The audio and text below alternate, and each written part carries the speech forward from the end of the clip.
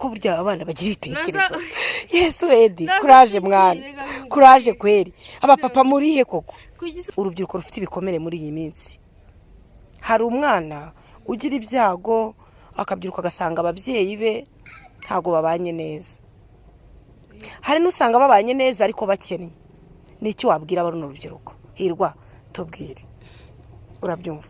Icyo nababwira yaba ari abana basanga ababyeyi babo batabanye neza cyangwa bagasanga bakennye, byose biragora.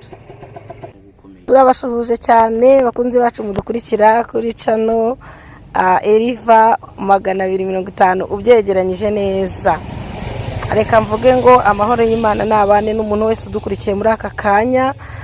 Dufite abatumirwa basa neza, ngira ngo murabareba hano imbere. Wow, dufite urubyiruko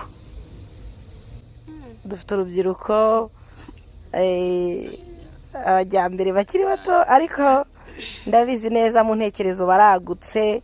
Uyu munsi bagiye kutuganiriza, tubahaye ikaze. Dufite umukobwa Hirwa, dufite n'umuhungu Edi. Salomo ndo hambere muri Bibiliya. Oya. Ndo wiki kinyejwe. Murakoze.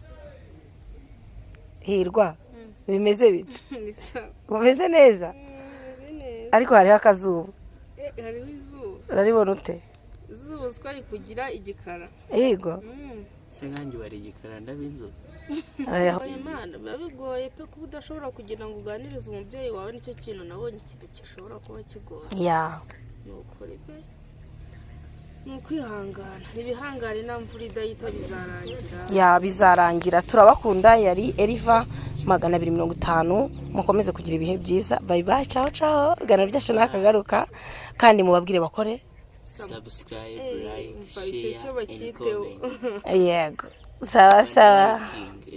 Turabakunda cyane.